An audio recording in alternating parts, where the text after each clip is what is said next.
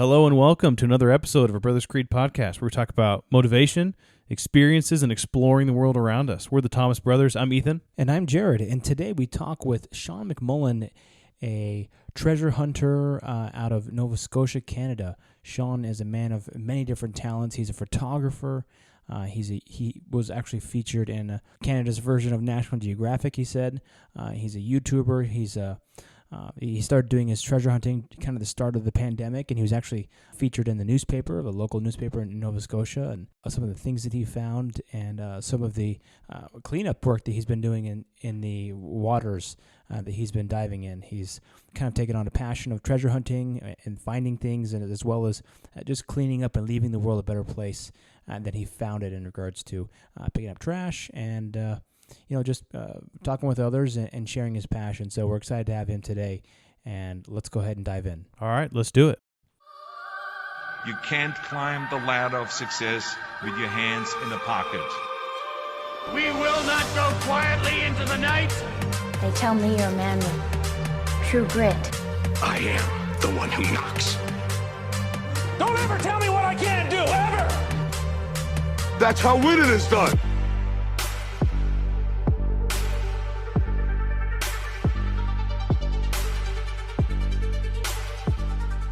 All right, today we have a special guest with us, Sean McMullen. Sean, thank you for taking your time out of your day to meet with us.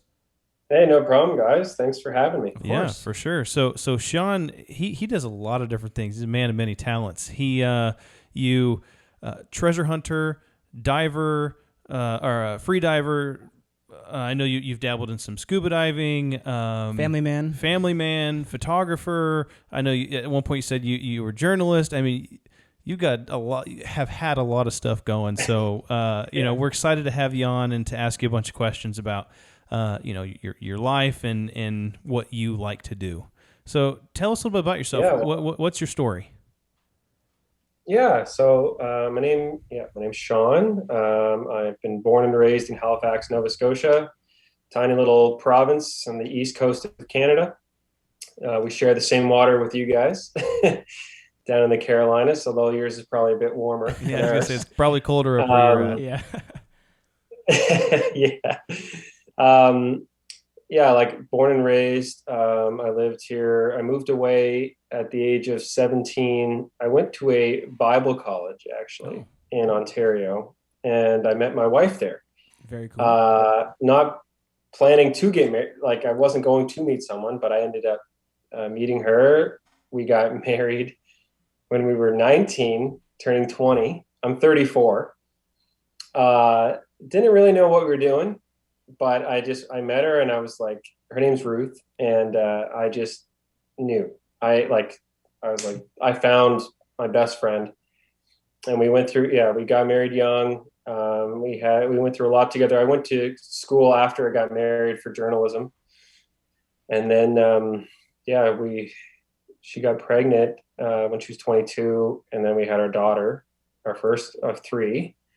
That was a crazy time in my life. I can't even remember most of those years anymore.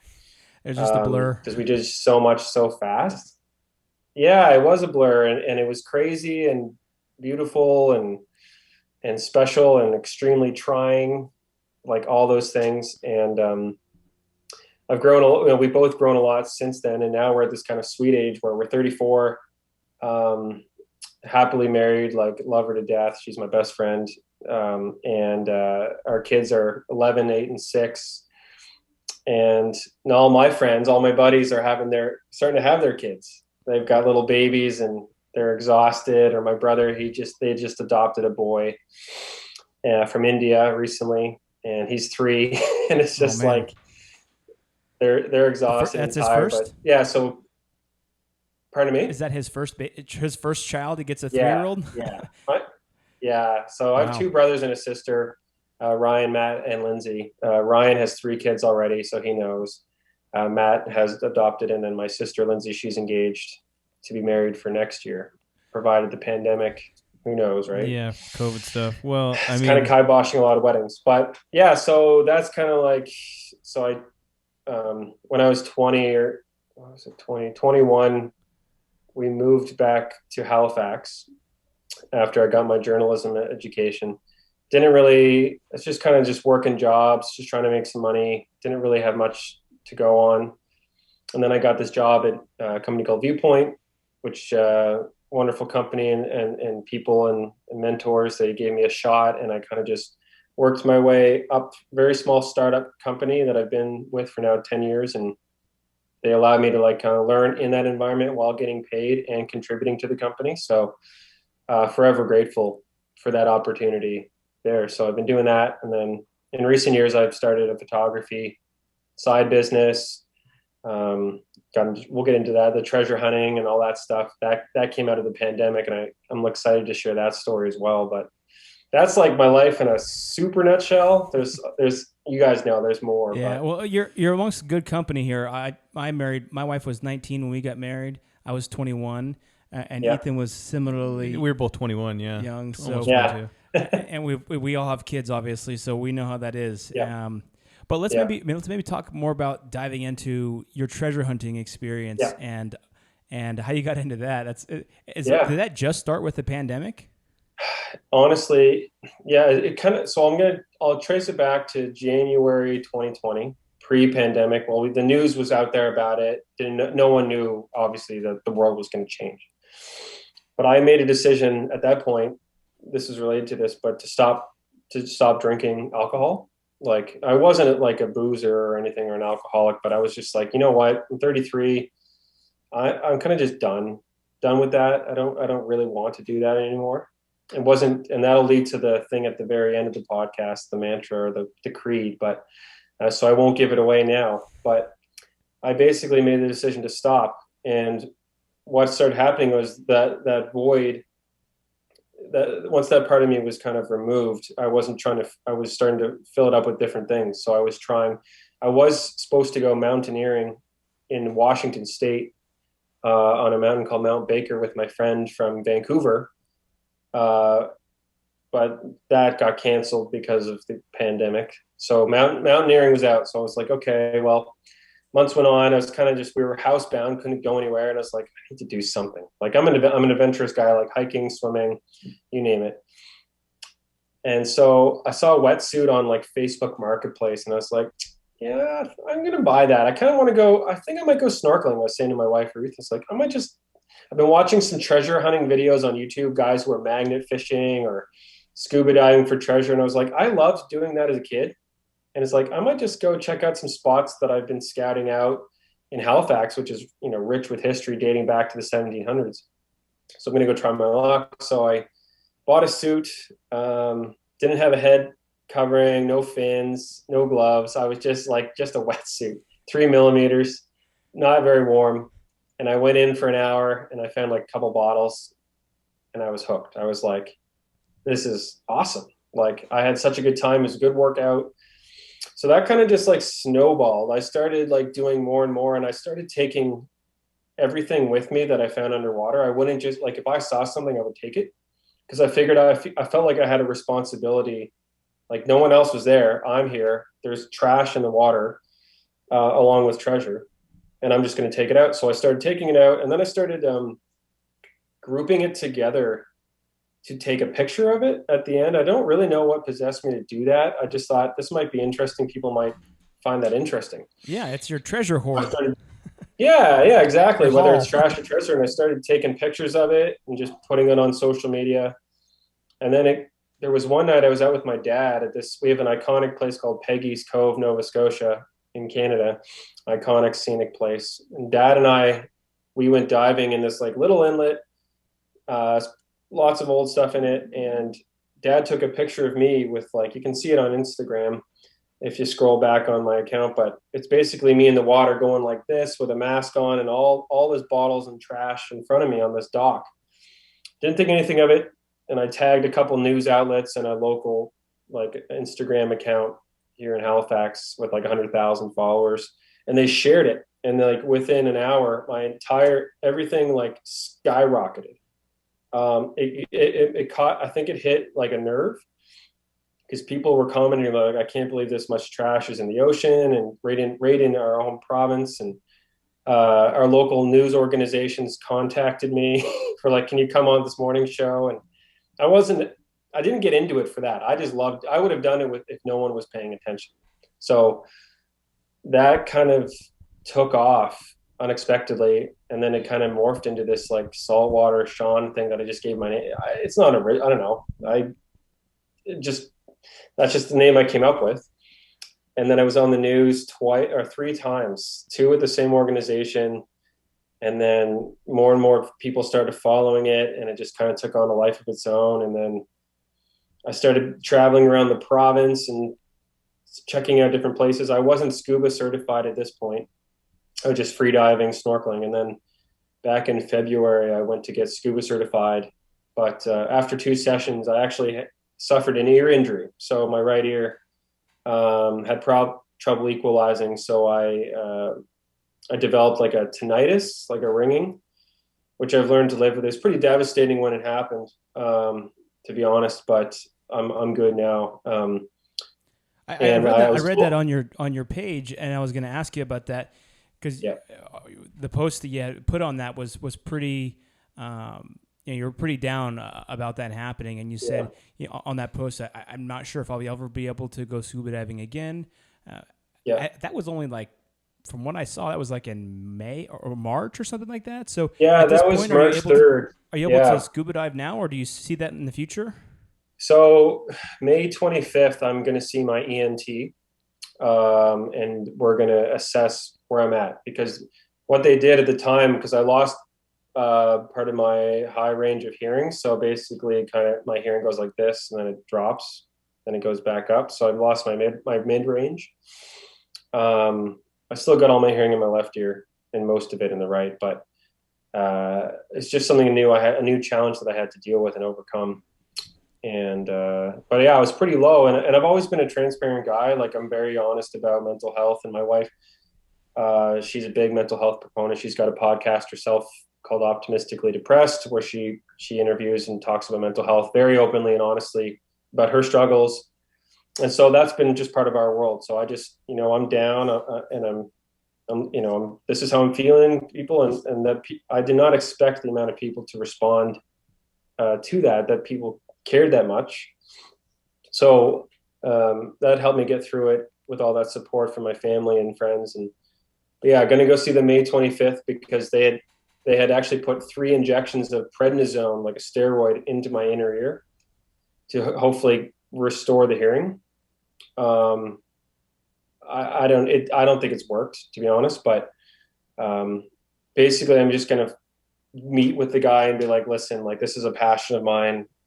Can I scuba dive or not? Can I equalize properly or not? And if there's any risk at all, like a significant risk to losing all my hearing, I'm probably not going to do it, because it's just, I want to be able to hear my kids or hear music, or you know what I mean? That's not worth it enough to me to go deeper. I only want to get it so I can be 10 feet under at certain spots that I've located, because I know if I can just spend time underwater without holding my breath, I'll be able to find something. Yeah. So that's the only reason I got into scuba diving. Was a lot of people get into it because they want to go like deeper, and they want it, like, everyone has a different reason for doing it, but I just want to go look for stuff. Yeah, we actually did one of our first episode. I think it was our second episode. We interview our dad, who's really into scuba diving. We're actually both scuba certified. I haven't been in a very, very long time, and I don't think you have either, Ethan. It's been probably 3 years since I've been. But but he talks about some scuba diving stories and some of his experiences. You might enjoy that. But and for the listeners. I was just going to say, for the listeners out there that aren't familiar, when you scuba dive, or even whenever you're just free diving as well, the deeper you go, this is a very layman's terms, right? So the higher the pressure, and so you have to equalize the pressure across your ears and your sinuses. And there's several different ways to do that, but a lot of people will just kind of like hold their nose and lightly blow, and then it kind of pressurizes. If you ever drove down to the bottom of a pool, you'll kind of feel that if it's a deep pool. Or when in an airplane, same thing. Yeah, but if you can't do that, then I remember whenever you were certified, you had a cold, and you couldn't get one ear to pressurize, and you kept trying and trying and trying, and it was like we just said, okay, stop. You don't want to force it. They actually tell you not to dive when you're sick at all. And so I don't know what was going on with my ear. Like the first day I was underwater probably for about 45 minutes at the bottom of the training pool and felt fine. Like I got out that night and it was muffled, but I thought it was like waterlogged. Yeah.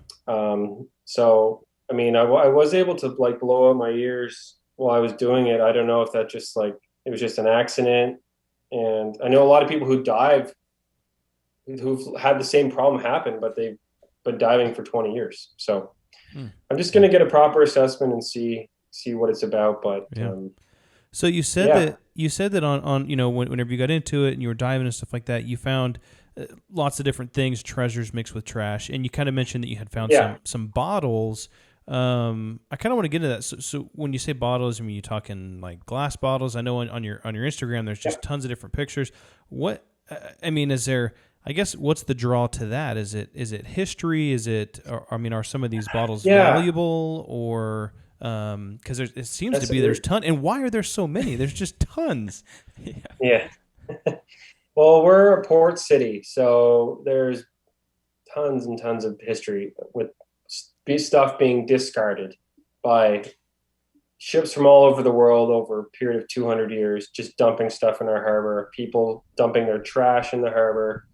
A lot of back in the time, right? It was just, there was no proper trash collection services. So people would just dump their stuff in the ocean. Glass bottles being one of the most dominant things that people used in their day-to-day life. And I don't know what it is about the attraction of bottles. I think it's the fact that they're intact and that some human a long time ago held it and used it and had a drink of it or used it because they were sick or whatever reason. And history is told in bottles, right? Bottles have been around as long as like since Egyptian days, right? Like it goes back. People always had some kind of something to hold liquid to consume. And I just think that's, I love history. And I just think that it's kind of such a tangible way to interact with it because you can touch it and you can hold it and you can look at the design of the maker of the bottle of the company. Like I've got a bottle, one of my most rare old bottles is from a period from 1840 to 1860. That's before Canada was a country. That's when pirates were still roaming the seas. Like this bottle's aqua blue, and it says John Nash and Co. with embossed letters on it, and it's got a blob top. That's what it's called, where a human being wasn't manufactured in a factory. He stamped it on himself, and I just think that is really cool. Now, a lot of museums aren't really interested in bottles, as I've learned, but I've found other things that they might be interested in, like clay pipes. There's lots of clay pipes scattered on the ocean floor. I've probably got about 25 of them now, different designs and makes from all over the world, mostly broken now. The stems they would smoke them and then break them and throw them in the ocean. I don't know. I wouldn't even consider myself a bottle collector because I know a lot of people who are really passionate about it, but it's the thrill of the hunt. It's like something that I'll care more about finding a bunch of stuff and getting excited about it than like my garage is full of bottles. It's not organized. I don't go down to look at it every night like, ooh, look at all these bottles. But there is some stuff that I've kept that's, pretty old. And I think that that's interesting. But I'm not like, I'll give stuff away or people can come over and be like, do you want this? It's like, I'm not really like a guy who likes to keep a ton of stuff around. I love making a video and showing off an experience. That's more what I'm interested in. And bottles kind of help achieve that, finding bottles. Yeah. I mean, I saw that you have one Instagram post and it's like you and your son, I think it was your son. You took out all the bottles from your garage and you had just like a ton of them on your driveway. And I was like, oh man, that guy's, no wonder he can't park his car in his garage. Yeah. But I've given away a bunch since then, so I got my car in the garage this winter. Oh, so that was good. But I was going to ask you, so obviously you find lots of bottles. You mentioned one of the rare ones that you found from the 1800s, mid 1800s. That's awesome. That's a kind of a cool piece of history. 2 questions. One, you said you had kind of approached some museums. Was that to possibly sell some of your stuff? And then the second question. Well, go ahead. I haven't directly approached them, but I talked to a lot of divers who have, because I basically was trying to like gauge like I've never found gold. I've never found, and even if I did, I wouldn't admit it, but I haven't found it. Very smart. Because it haven't found it. A lot of stuff is protected by I think a treasure or a heritage act that we have in the province. So the government owns whatever I think is found off shipwrecks, or there's a lot of protected sites. I have been on a shipwreck, but I found like milk bottles off it. Maybe I found like an old piece of wood called lignum vitae, which is the hardest wood in the world, the most dense wood. And it was like to put ropes through, like on galley ships. So I've got a piece of that. It's as heavy as the day it was probably made. It never deteriorated underwater after 100 years. Wow. That's just sitting in my living room. But stuff like that is just like, I think museums are more interested in artifacts that are from like there's so many bottles. I don't really think that they're of much interest unless there's something really, really specific and unique. And maybe it's like the last one of its kind or something. That said, if a museum ever saw anything, I'm open. Like they can see it. I post everything I find. So if they ever would want something, I'd be happy to put it in a museum. Do you ever like find? I've watched a couple of these magnet fishers. In fact, I actually bought one to do it myself because I thought it was so cool. I haven't had a chance to go yet. Careful, it's addicting. I got lots of boys, so we'll go do it with them. But have you found anything doing that, or any type of modern treasures like guns or anything like that underwater? Never found a gun. The most modern thing I've ever found was a BlackBerry phone, which isn't even that modern anymore. BlackBerry phones are gone, but I've never found an iPhone.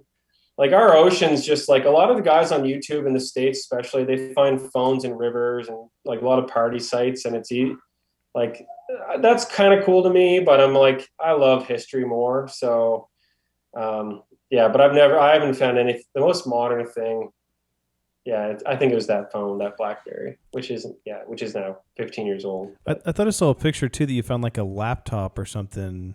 Oh yeah, right. I found that. I forgot about that. Yeah, that wasn't working. Worms came out of that when I dumped it upside down.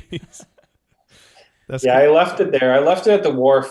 I was like, I'm not taking this home. This is just trash it. It was probably just like off a fishing boat. Anyway. Yeah. Well, I think that's kind of what you said is, a lot of these YouTube guys that go out and they kind of go to like major swimming holes and like, cliffs where people frequently jump off of, and so it's they can find GoPros and cameras and phones and rings and wallets and sunglasses and all that kind of stuff. But when I guess when you're diving more kind of or when you're in the water, more of what you're looking at, it's historical. Stuff thrown from boats. People aren't particularly swimming there and thrown from boats and things like that. Hey guys, just wanted to take a quick break and say thank you for listening today and invite you to support us on Patreon. As a loyalist supporter, you get access to 2 additional episodes per month, which are not released publicly. You can find the link to our Patreon page in the episode description. Let's get back to the show. And I often scout areas and I talk to divers as well about, where did stuff happen? Where were picnics? Where were group meetings? Or where did people gather where they would have thrown out stuff back in the day? Like there's a rail line that goes through the city where stewards and stewardesses back in the day would just discard stuff right over the side of the ocean. So back in February, I checked. I was like, I'm gonna cross the train tracks and found this spot in the Bedford Basin, it's called, and just like kind of dove along it and then pulled up a whole bunch of old stuff. Do you ever see any wildlife while you're there? Yeah, a lot of fish and stuff. I haven't. There are seals in our basin, but I haven't. None have come up to me yet. No sharks, no dead bodies. Knock on wood. Yeah, no suitcases full of dead bodies. Like, what's in this suitcase? Yeah, I have found on land some marine markers, which are used by the Navy. They're phosphorus. I think they stay afloat, and they can always burn underwater. And I found a couple of those that I had to report to the military and the police back in, I think that was last month. I stopped going to that beach because it's just too much to report it. Like, really? So people have like taken it out of the water and thrown it on the beach or something like that? Or well, I think the Navy has just dropped it in the water for naval exercises and then just didn't retrieve it, and then it just washes onto our beaches. I found two on a beach that like children or dogs could have touched it. Like I touched it. They were like, "Don't touch it." I didn't know what it was at the time. And extremely flammable and like toxic, and they just burn underwater constantly, which is, you can't put them out, which is crazy. Wow. Yeah. Interesting. Yeah, I learned about that this year. That they were very interested. They were like, "What are you doing? Why are you finding these things?" It's just like, I'm tracking all of your military movements. Yeah, exactly.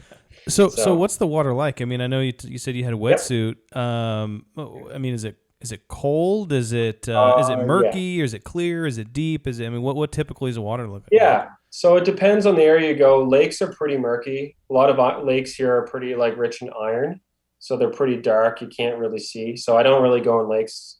I don't like going in lakes anyway, just because it's fair. The water's not as fresh, I would say, as like the ocean. Our harbor is pretty clean now. Used to be a problem a long time ago, but they've really cleaned up the harbor, and so I have no problem swimming in it. But I'll have like a mask and full headgear and all that stuff. But yeah, the water, the clarity of the water is better in the winter months here. So like end of October to February. So I had to wear a warmer suit in those times because I would die of hypothermia if I was in. And are these like rocky bottoms or sandy? Yeah, rocky, sandy bottoms. There's not too much. There's some places where there's like some coves where water can't really escape, so things just build on like sediment. And if you kick that up, your visibility shot. But yeah, like what's it like down there for water visibility? Where have you guys scuba dived in the past? Yeah, so I mean, North Carolina is one of the best places to go scuba diving. Well, I mean, they call it the graveyard of the Atlantic because there's so many barrier islands and so many ships are sunk out there. So my dad has gone scuba diving a lot off the coast of North Carolina, but I mean, if you really want to get like Australia, or my dad goes a lot to like the Caribbean and like Bonaire, Dominican Republic. Yep. I mean, places like that, you don't really have to wear a wetsuit, or you wear like a very light wetsuit, probably what you started with. Yeah. And you're just like, just 60 feet of visibility. Really nice. Yeah. Oh, that's nice. In Florida, there's a really nice scuba diving. When we got certified initially, we had gone down to Florida, and we were scuba diving around that area. We've been to the Bahamas, which is always nice, and done some shipwrecks and different things there. I've been to Mexico, and diving off the coast of Mexico is really nice. But most of those places, all of the water is pretty clear. I mean, it's nice crystal clear blue water. Even, I mean, the North Carolina coast, it's not really that clear until you go a little bit further out. Once you go further out, then it's you're golden and it's fine. Yeah. I'd say our mostly in our harbor or different parts of our coastline, but it's pretty clear. There's a lot of sand, a lot of silt. Depends on the day, depends on where the tide is, right? We've got like the world's highest tides on the north part of our province, Bay of Fundy. It's like I don't know if you've heard of that or not, but it's one of the world's famous, what are those, the seven wonders, or it used to be? It's one of those, it's in one category. Look up the Bay of Fundy. It's the highest tides in the world. Oh, okay. Yeah, it's pretty interesting. The water levels can change, like I think 28 to 40 I'm going to get this. Someone's going to call me out on it. But basically, they changed dramatically. It's a huge tide difference. Really? Wow, that's crazy. Yeah. No one dives there because it's dangerous and foolish. Wow. Yeah, you would just, when you get trapped. That's interesting. Yeah. So. Yeah, around in North Carolina, the thing is that's kind of cool is that whenever there's storms, hurricanes come by through and they kick up all the dirt and all the sand in the ocean, and then all these wrecks come out of the woodwork, and then people go out and so cool, and they just find all these ships. In fact, did we tell the story about Dad and that one ship? So there was my dad knew this dive shop captain and off the coast of North Carolina, and he said that he was aware of a Russian ship that had sunk, a Russian freighter that had sunk, and it was mostly buried. And apparently, the rumor was that on this freighter there was a big safe inside that thing, and it had something valuable in it. And so, some hurricane came through, and those always kick up all the sand, and so changes the whole landscape at the bottom. Of course, yeah. And he was like, "I got to go out there and check that thing out." And he went out there 2 weeks later, and he found that safe had been pulled out of the freighter, was on the bottom of the thing, and it had been welded. Someone had taken a welder and opened it up, and it was totally empty. A plasma cutter and cut it open, yeah. Yeah. Oh, my goodness. Pretty wild, right? And there was another story that my dad was telling us, and this is a little bit longer a story. Well, I think we might do a podcast about this specifically, but where this guy... there's a U-boat. This guy found a U-boat off the coast of North Carolina, old German U-boat that sunk. And he found it, and he identified it, and he actually reached out to the captain of the U-boat. Was still alive in Germany. He was still alive in Germany. And this is probably early 2000s. And he reached out to him, and the captain told him, go down and swim into my captain's chambers and open the safe. This is the combination. And so the dude went down. He dove down into the sub.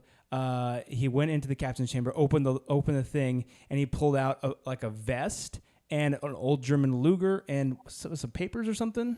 Yeah, it was like a uniform or something like that. And so he pulled it out, and the guy let him keep it. And in his dive shop, he's got that vest and the German the Luger. Wow! Isn't that crazy, right? I love stories like that. I love them. Apparently, the German guy, he was a young guy, a young captain, and it was his first commission. He was the captain of a submarine, and back then they would give bounties for however many. If you killed a ship, if you sunk a ship, you would get a big bounty. Yeah. And he tried to sink a big U.S. warship, and so his first actual battle, he got sunk, and half the guys on board the submarine died down there. So half of them got out, including the captain, obviously, because he survived later. But just wild story. That's so cool. I would listen to a podcast just about that. So needless to say, there is so much out there in the ocean that is just I mean, it's crazy. But I know that you had said that you kind of in this. Your dad is a scuba diver, and you had gotten into this, and did you get him into going out looking for stuff as well, or had he done that before? Or? He's been certified since I was a kid, and he's been to a lot of the wrecks and stuff like that. And then this year when I was like, Dad, I'm doing this. Do you want to come with me? And he was like, Yeah, we got. Well, it sounds like fun, and it just kind of became like a father-son bonding experience, and then. He wasn't really so much into the environmental side of things.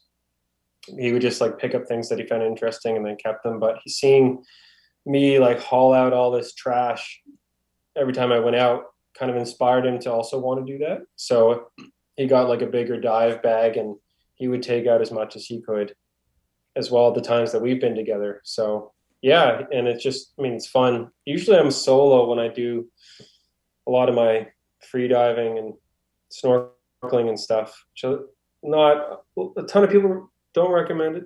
My wife's not too happy that I do this all the time, but I'm pretty hyper aware and pretty safe. I play pretty safe. If I'm feeling even a slight bit tired, I get out. I don't ever tempt it. I don't push myself.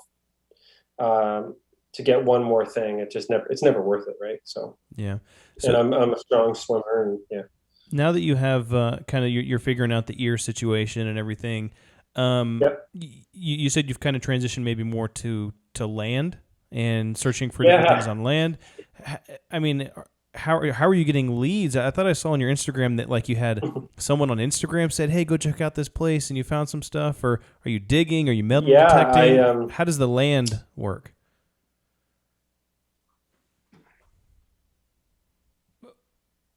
Yeah, the land stuff. It's like I still needed that. And we're talking about the thrill of the hunt earlier. The land stuff was kind of like, okay, I'm land bound. I was beach combing. It's kind of fun, but it's really sucks when you can't get in the water to go look for stuff. And a lot of stuff that's already on shore, people have found it. So I started like researching, like I've seen a lot of guys that I follow on Instagram are bottle diggers. And I was like, that sounds kind of cool. Like digging up history, kind of like archaeology a bit. So I started like, I put out a couple of people gave me a couple of leads on like old city dumps. And I just went and checked them out and found that I had a lot of fun digging for stuff and, old farms or old houses. People just like in the ocean, they would dump their stuff and bury it in old privies. So actually today someone just texted me. I don't actually know who it is. I have to figure out who it is, but the name's not with the number, but they were like, I own this piece of land. I know of a city dump on it. You can go look. It's like, how'd you get my number? It's a serial killer. Don't do it. Yeah, exactly. Yeah, I think it's someone I know. Yeah, text him back.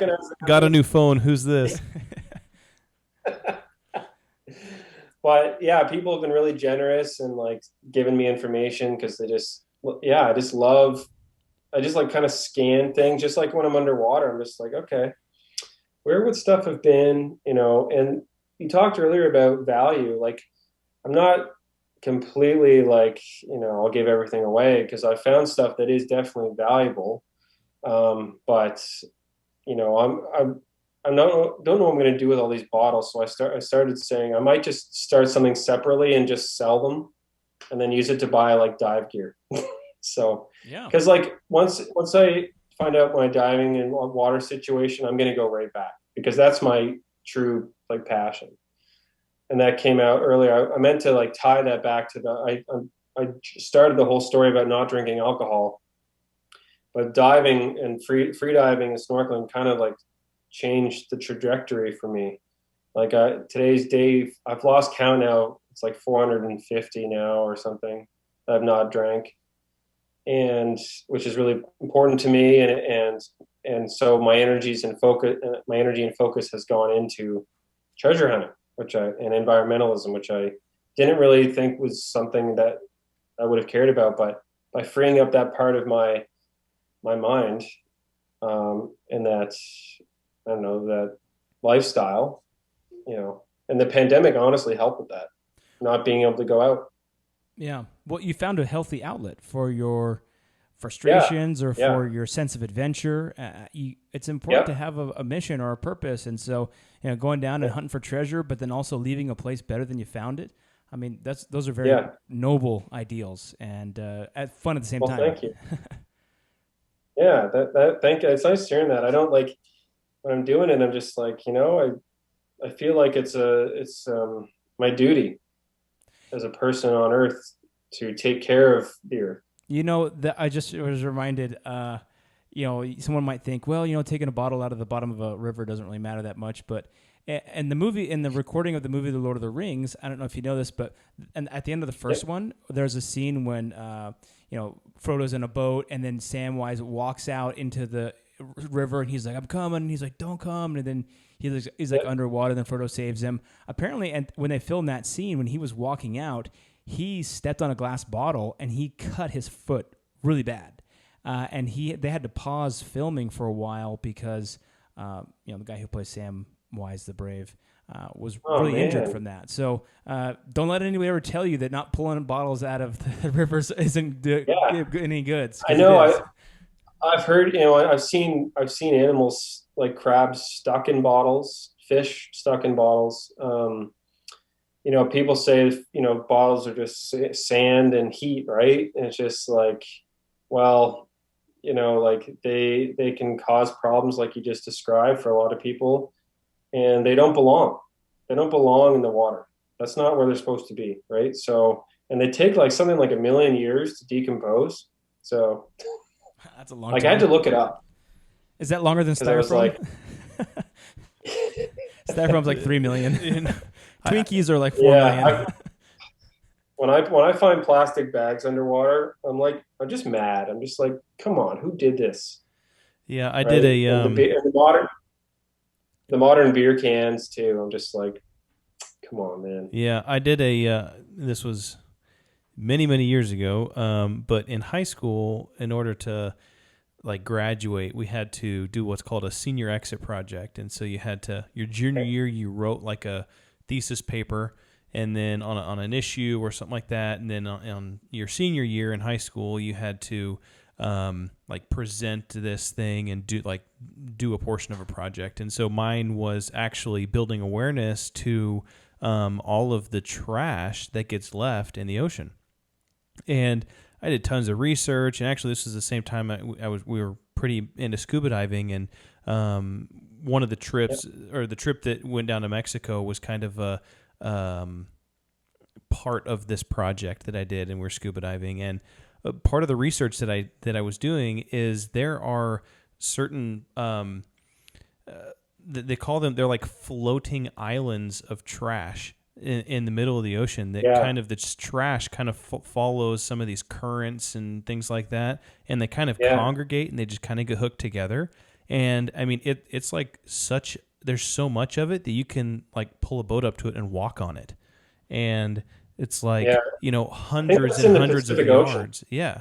I mean, it's like massive, all in the middle of the ocean. It's just an island of trash, and so it was just out. It was crazy to learn about not only what it potentially can do to the environment or whatever else, but just the how much trash is actually in the ocean. And so that conservationist of kind of taking stuff out is maybe it seems small, but I think it's an excellent mindset to have for sure. Agreed. And like I get a kick out of like showing how much stuff I pulled out. It's like the shock value, right? People are just like, what? Yeah. It actually led to I'm partnering with an organization in the States that reached out to me called Project Aware, and they get people to log their dives for what they find in the ocean. So I started, like, I have a backlog of everything I've ever found, so I've just slowly been adding it to this website to kind of really show off how much stuff I've really pulled out. Like if I were to look at all the pictures, I tried to figure this out the other day, how many pounds of stuff I would have taken out of the ocean by myself. Countless trips of dragging a bag behind me to my car for like a couple, I say kilometers, you guys are miles, but it's I would feel wrong not taking it with me. Mm-hmm. Like to find the stuff and be like, I'm just gonna leave this here. Yeah. You said you said it doesn't sit right. Yeah, you talked about a few things that you found, like that piece of wood or that old bottle. What's been your favorite thing that you found of all the things? Or maybe top two. Yeah, the top two, I would say definitely the one is the bottle. I wish I should have brought it. Should have had it with me. I could have put it up here, but you can send us a picture and we'll put it in. Yeah. Okay. Yeah, there's a good picture of it on my Instagram if you scroll down, but I'll send it to you guys. Cool. I would say the other thing would be a clay pipe that I have that said it was made in like Glasgow, Scotland, with a stamp right on the. I didn't even know it was there. I was cleaning it up, and I was like, "What's this?" And there was like a little stamp of the town that this had been made in, and it was like 200 years ago. And I was like, "That's like generations." My grandfather wasn't even alive, right? It's at this point. It's just so cool. I would say the clay pipes and the antique vintage handmade bottles. Yeah, the history. I've never found a coin, nothing metal, nothing. yet. So I need to get an underwater metal detector, I think. Yeah, for sure. The history that goes along with something like that. I mean, how did a pipe from Scotland get into a port in Nova Scotia? And it's just like, how did it get there? Who had it? Yep. Did some guy some guy on I a know. boat? Was he on a boat and then he threw it off the side, or did he accidentally drop it? Or did it's just like 200 years ago? It's like, man, and just think of the ships that they had 200 years ago. I mean, that was all like that was all like sailing ships, right? I mean, they didn't have. I know. That's right. Yeah. Yeah. That's what I love about it, man. It's like, and I get it's so cool when I go to a new port or area or a new wharf or dock, just like, and I've done some research on, how it used to be and what it was used for. And it's just like anything could really be anywhere, especially in the ocean. Like stuff washes in all the time. Every time I've gone to the same place in a little inlet probably like 10 times. And every time I've been to the same place, the whole landscape underneath is different. And I found something new. It's like, that's what I love about the ocean. That's why lakes aren't as fun, because they just sit there, right? Yeah. They're not moving. Yeah. Well, you also have a photography. Is your photography, you have like a separate Instagram for your photographer, or is it the same one? Yeah, just my name, Sean D. McMullen, D okay. For David. Sounds like that's a new passion that you've gotten as well with this whole thing, right? Yeah, well, I've been a photographer probably since my journalism days, so 2006. I started most recently in 2016 sharing my stuff to Instagram and social media because I didn't really before. My sister was like, "You should do that." I was like, "Okay." So I did, and that took on a life of its own as well, and it's allowed me to travel and do really cool stuff with it. And then I started filming weddings on the side in the last couple of years. And that's like, it's like anything. I just look at something. I'm like, I'm going to do that. I'm going to try to do my best. And a lot of people will react to it. So I don't know. I always just try to inject my personality into anything that I do. I will say too, that some of those pictures, I mean, the landscapes and different things like that are just outstanding. I mean, I was flipping through it and I was like, oh wow. He's really good. And it's just like. Recently, I had a cool honor. I was published in there's Canadian Geographic. It's not National Geographic, but it's the Canadian arm, and I got published in that this year. That was pretty cool. Very cool.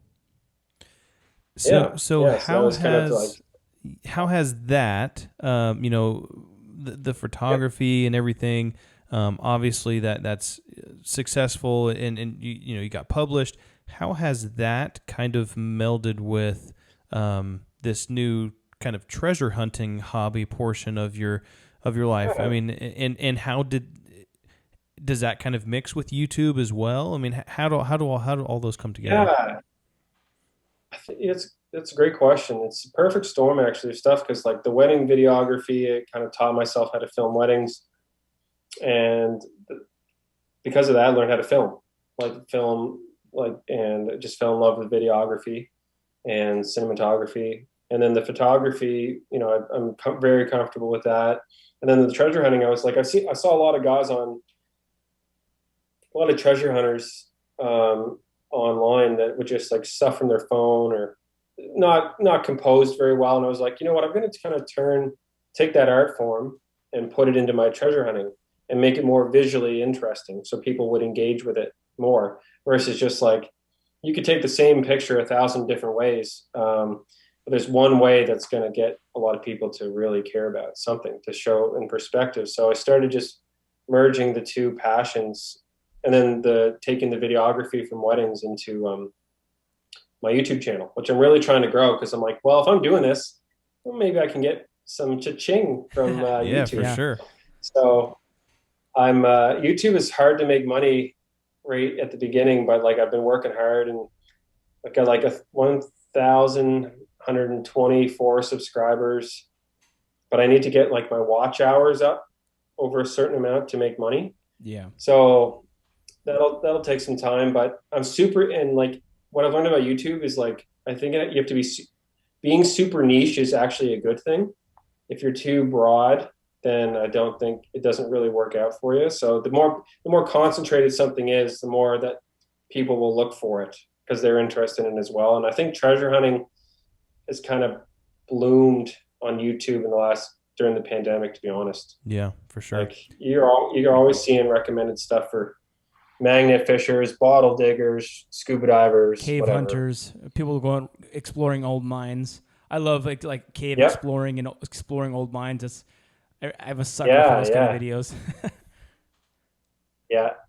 So I'm enjoying the YouTube side of things, learning a lot about YouTube, and I've made friends that way all over the world in that community, which has been important to me. Like a guy in Baltimore is a bottle digger, a friend who's a metal detector in Australia, people I never would have met if I hadn't engaged in this. And now the people that I message now, I'll text them.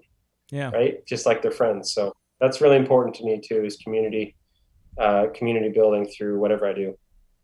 Yeah, absolutely. Well, and we're so excited to get to know you as well, and maintain that relationship with you and follow you in your journey. And I saw your message, and I when we were going through all that stuff at the time there was a COVID case at our kid's school, and I saw the message and I was like, oh, this is so cool, but I've got to deal with family stuff first. And like, family's always, as you guys, family's number one. So, but I was like, this is really cool. I checked you guys' stuff out. I was like, you're doing a lot of really cool interviews with people. I was like, and they want to talk to me. So, well, thank you for coming on. We really appreciate it. Yeah, it's been awesome having you on. But before we end, we got to ask you. We ask every guest to share a piece of their creed or mantra with us. And you mentioned at the beginning that it had something to do with your goal for sobriety, and so want to definitely hear that piece of your creed.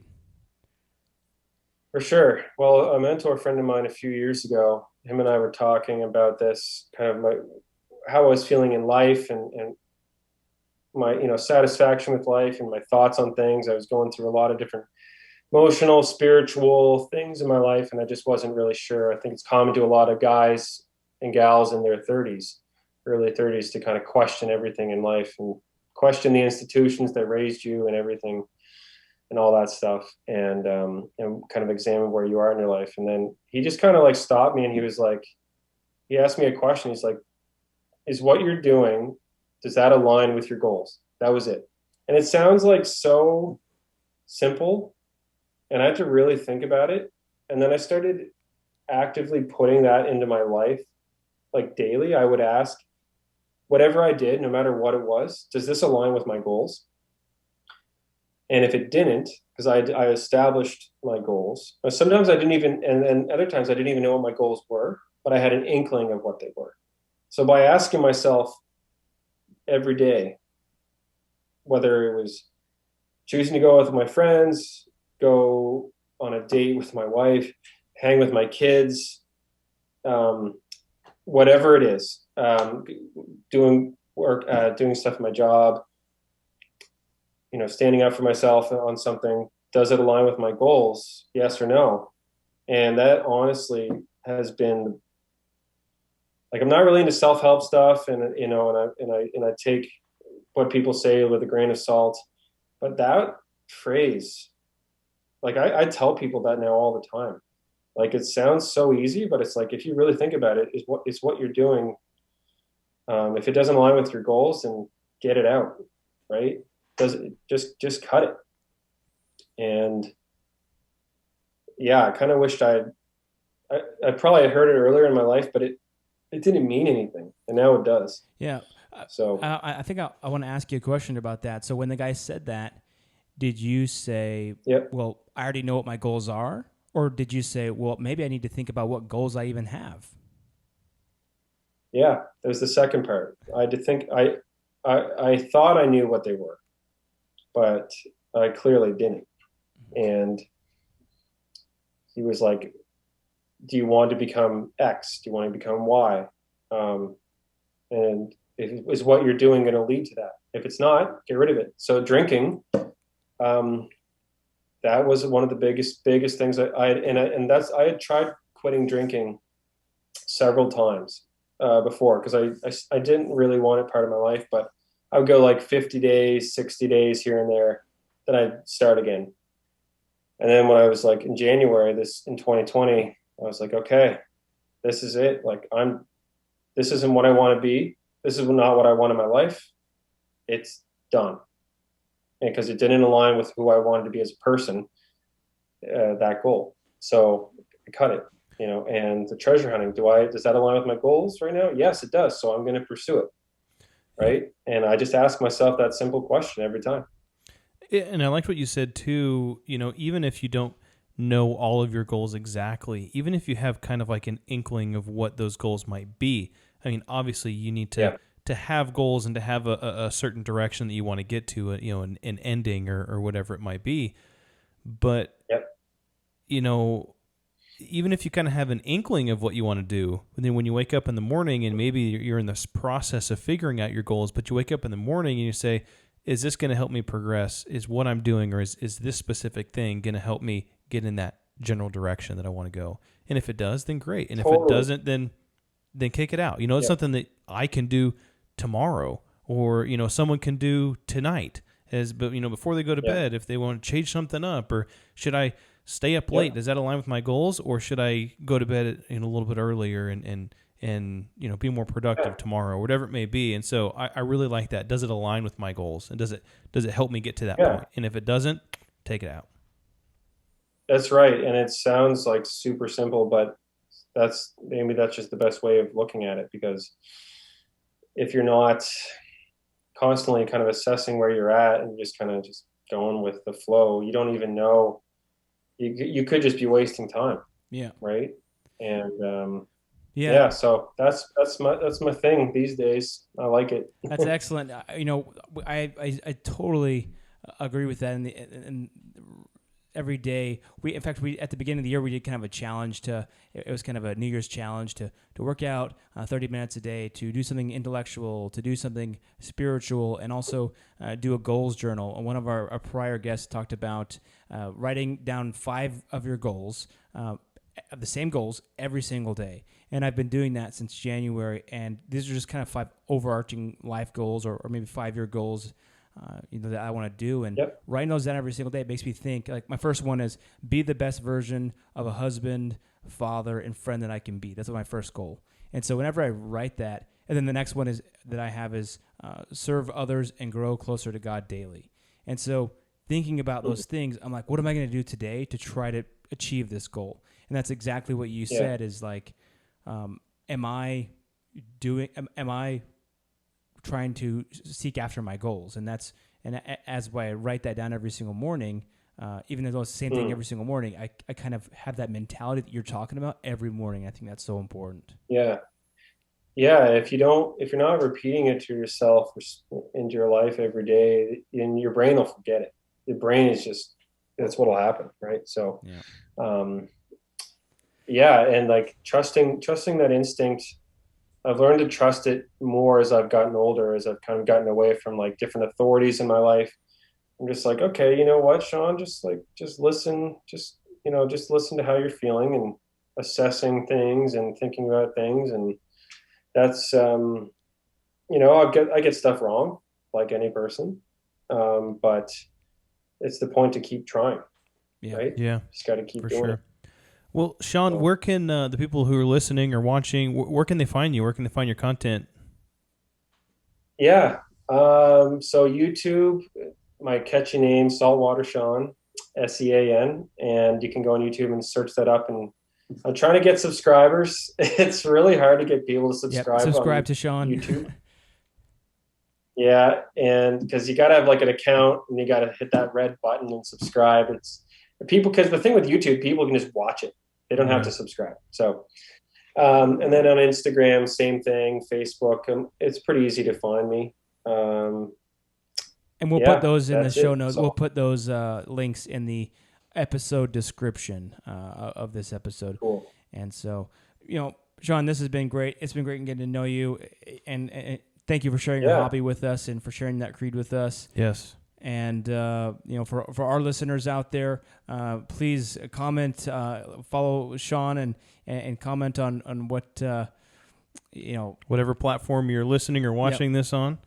And we'd love to hear from you as well. So to everybody out there, let's build that creed together. All right, let's do it. Thanks, Sean. Thanks, Sean. All right. Thanks a lot, guys.